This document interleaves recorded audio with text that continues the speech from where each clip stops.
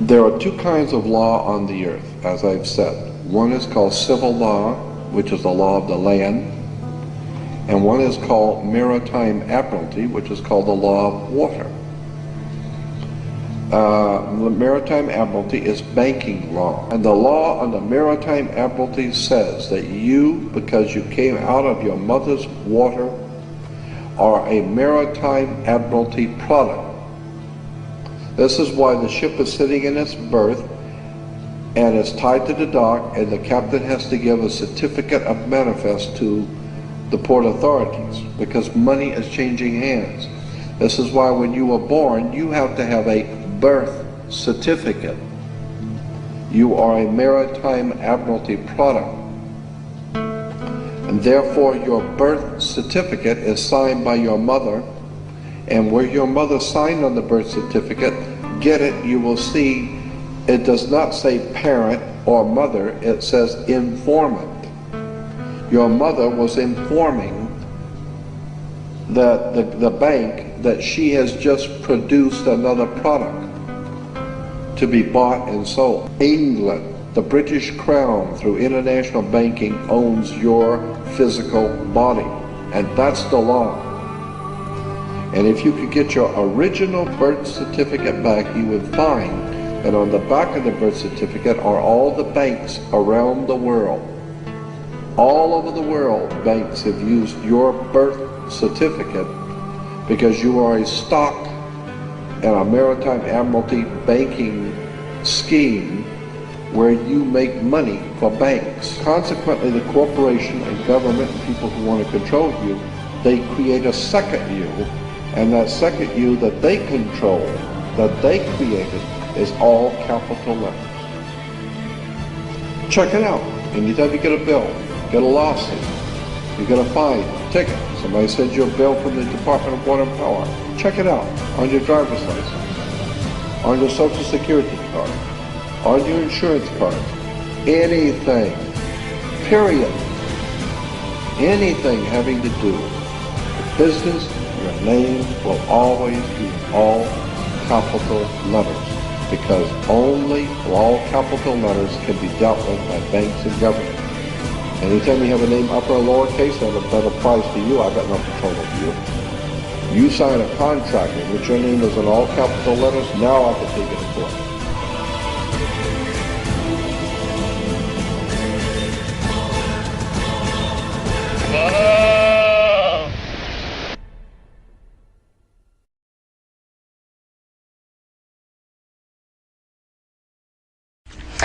Who owns the rain? Turns out, not you.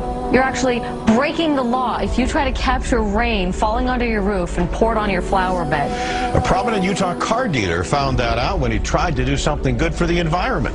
John Hollandhurst has the surprising story.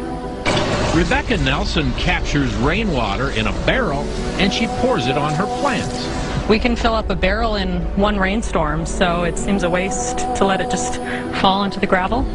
Car dealer Mark Miller wanted to do pretty much the same thing on a bigger scale. He collects rainwater on the roof of his new building, stores it in a cistern, and hopes to clean cars with it in a new water-efficient car wash. But without a valid water right, state officials say he can't legally divert rainwater. I was surprised. We thought it was our water. We all know that there's some crazy stuff happening out there, eh? I mean, we've got government agents coming up to us, telling us that we're all equal. They make demands upon us that we know we could never make upon them. Where's the equality? On the screen, there's a little baby. That's Elizabeth Annie Lane. She's a little baby, came into my life about 4.5 years ago. 2 days after the birth of Elizabeth, ministry workers came in, removed her. No investigation, no assessment. Claimed she only had one caregiver. We said, you're wrong, we're a family, we're going to meet you in court. They told us if we tried doing that, they'd see to it she spent the first 5 years of her life going from foster home to foster home to foster home. Shut me up in court, cost me my baby. Folks, anyone who knows me, shutting me up even for a moment is a bit of a trick. They cost me my baby. I sat down with their Act Black's Law Dictionary on one side, Bouvier's on the other, I had an Old English Dictionary. I looked up every single word in there. Took me 3 days and I finally saw it. Have you ever seen these laser pictures? You see nothing until you focus past it, and then a 3D picture pops into your head. Have you seen those?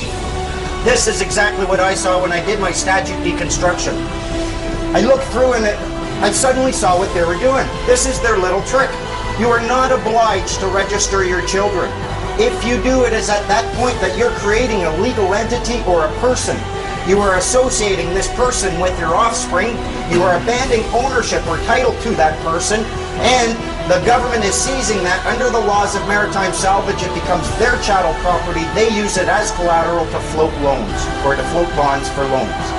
When they come to remove a child, they're not acting on the human being at all. They're removing the legal entity you created and abandoned and they now have title to. That's your person. That is what the government acts upon. A human being and a person are not the same thing. We've been led to believe that they are, but they're not.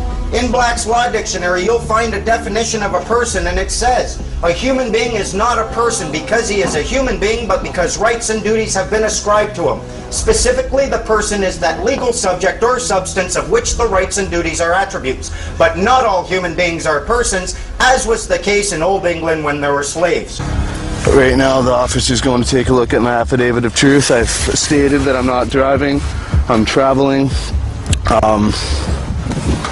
Right there, for my own protection, I'm filming it. I'm wondering what he's going to do. He's reading my affidavit of truth right now. Yeah, so I'll get back to you. He's also stated that I'm under obligation to carry photo ID, which I'm obviously not. That's the officer right there, car 77.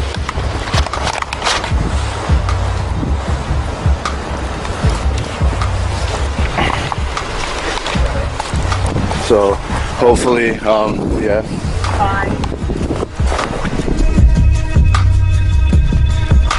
There we go, car 77. Officer did not state who he was. There's my dad.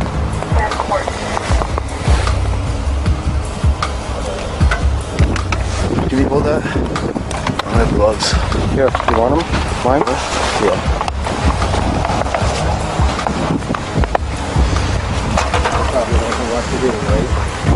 Here's another police officer showing up.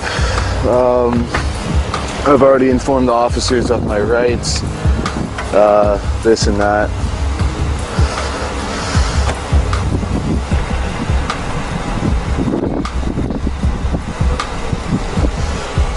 Cold.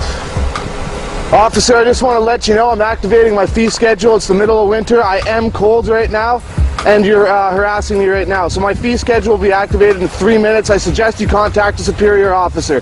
Read that affidavit of truth. We're reading that right now, sir. We're trying to get... I know, I'm just freezing cold. Okay. I'm freezing cold, so... Okay.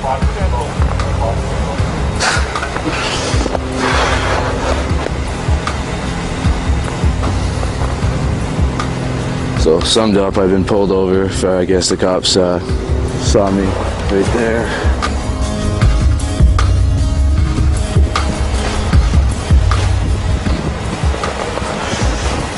I'm cold.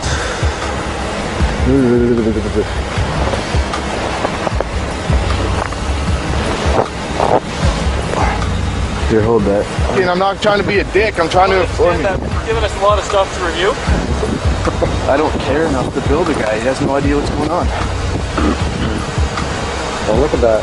Like the one, at least they didn't have a handcuffed you. I know. That one guy was using. For the record, I also informed the officer I was operating under protest and duress. Hey, all those documents come back.